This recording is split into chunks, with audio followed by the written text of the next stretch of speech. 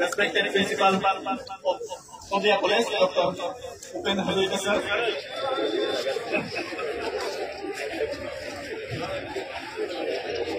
I'm beginning to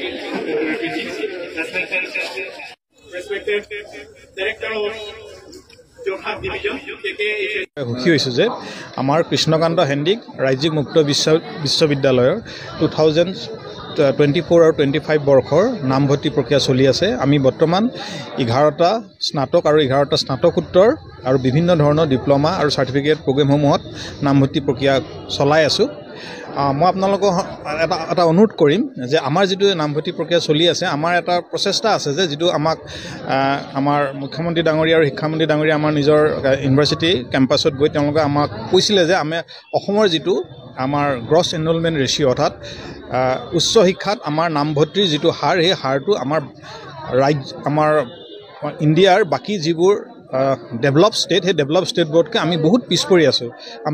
আমি average যদি আমি ইণ্ডিয়াৰ গ্ৰছ এনৰলমেণ্ট ৰেচিঅ' আমি চাওঁ, তেতিয়া আমাৰ 28%। তাৰ তুলনাত কিন্তু আমাৰ অসমৰ অৱস্থা অকণমান দুখ লগা, কাৰণ আমাৰ 18% আছে। গতিকে আমাৰ এইটো প্ৰত্যেকৰে দায়িত্ব যাতে আমি গ্ৰছ এনৰলমেণ্ট ৰেচিঅ'টো বৃদ্ধি কৰি যাতে আমি সেই আমাৰ যিবোৰ ৰাজ্য আমাতকৈ আগবাঢ়ি গৈছে, সেই ৰাজ্যবোৰৰ লগত যাতে আমি একেলগে প্ৰতিযোগিতাত নামিব পাৰোঁ। আৰু সেইকাৰণে আমি এইবাৰ কি কৰিছোঁ, আমি অসমৰ বিভিন্ন ৰাজ্যৰ বিভিন্ন কলেজসমূহত আমি গৈ তেওঁলোকৰ মাজত সজাগতা বৃদ্ধি কৰি যাতে আমি গ্ৰছ এনৰলমেণ্ট ৰেচিঅ'টো বঢ়াব পাৰোঁ, সেইটোৰ ওপৰত আমি গুৰুত্ব দিছোঁ।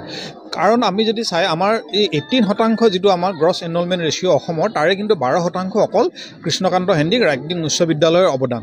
গতিকে আমি আমাৰ যিবোৰ পাঠ্যক্ৰম, সেই পাঠ্যক্ৰমবোৰত যাতে আমি অধিক শিক্ষাৰ্থীক যাতে অন্তৰ্ভুক্ত কৰিব পাৰোঁ, তাৰ বাবে আমি এই সজাগতা শিবিৰবোৰ আমি পাতিছোঁ। গতিকে ইয়াতে মেইন কথাটো হৈছে কি, যদি আমি সৰ্বসাধাৰণৰ মাজত যাওঁ, সৰ্বসাধাৰণৰ মাজত এতিয়াও এটা সন্দেহ আছে যে ODL ছিষ্টেম, যিটো ODL ছিষ্টেম আৰু যিটো কনভেনশ্যনেল ছিষ্টেম, সেই ছিষ্টেম দুটাৰ মাজত যে দুটা যে ইকুইভেলেণ্ট হয়, সেই বস্তুটো বহুত মানুহে এতিয়াও জ্ঞাত নহয়। গতিকে মই আপোনালোকলৈ এটা অনুৰোধ, আপোনালোকে যাতে এই বাৰ্তাটো আপোনালোকে সৰ্বসাধাৰণৰ মানুহৰ মাজত লৈ যায়। কোনো এজন ছাত্ৰই ODLত নামভৰ্তি কৰক বা কনভেনশ্যনেল ছিষ্টেমত নামভৰ্তি কৰক, তেওঁ যিখন চাৰ্টিফিকেট, সেই চাৰ্টিফিকেটখন তেওঁ বিভিন্ন ধৰণৰ চাকৰিৰ ক্ষেত্ৰত একেটাই ভেলু। গতিকে সেই কথাখিনি আপোনালোকে ৰাইজৰ বিভিন্ন স্তৰৰ মাজত লৈ গৈ, গতিকে যাতে আপোনালোকে আমাৰ অসমৰ যিটো গ্ৰছ এনৰলমেণ্ট ৰেচিঅ' হায়াৰ এডুকেশ্যনৰ ক্ষেত্ৰত, সেই গ্ৰছ এনৰলমেণ্ট ৰেচিঅ'টো যাতে আমি বৃদ্ধি কৰিব পাৰোঁ, সেই কথাটোৰ ওপৰত আমি গুৰুত্ব আৰোপ কৰিব লাগিব। আৰু এটা কথা আমি আপোনালোকক জনাবলৈ পাই সুখী হৈছোঁ যে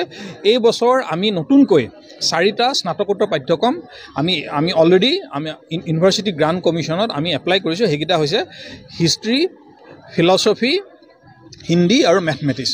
তাতে আমাৰ UGCয়ে আমাক যিখিনি কাম কৰিব দিছিলে, যে SLM প্ৰিপেয়াৰ কৰা, প্লেগাৰিজিম ৰিপৰ্ট ছাবমিট কৰা, আমি গোটেইখিনি কাম কৰিছোঁ। আমাৰ এখন জাষ্ট ইণ্টাৰফেচ মিটিং এখন হ'ব বাকী আছে, আৰু আমি আশা কৰোঁ যে ইণ্টাৰফেচ মিটিংখনৰ পাছত আমি সেই পাঠ্যক্ৰমসমূহো আমি আগবঢ়াবলৈ সক্ষম হ'ম। গতিকে আমাৰ নামভৰ্তি প্ৰক্ৰিয়া যিটো এতিয়ালৈকে আমাক UGCয়ে দিয়াৰ মতে 31 আগষ্ট, গতিকে 31 আগষ্টৰ ভিতৰত আমি সেই অৰ্ডাৰখন হয়তো UGCৰ পৰা পাম। গতিকে আমি আশা কৰোঁ যাতে আমাৰ সেই নামভৰ্তিৰ হাৰ যাতে বৃদ্ধি হৈ আমি অভাৰঅল যাতে আমি গ্ৰছ এনৰলমেণ্ট ৰেচিঅ'টো আমি বঢ়াব পাৰোঁ, আৰু সেই কথাখিনি যাতে আপোনালোকে সৰ্বসাধাৰণ ৰাইজৰ মাজত লৈ যায়। এইটোৱে আমি সাংবাদিক বন্ধুসকলক, মই আপোনালোকক এইটোৱে আমাৰ ফালৰ পৰা বিনম্ৰভাৱে অনুৰোধ জনালোঁ। ধন্যবাদ।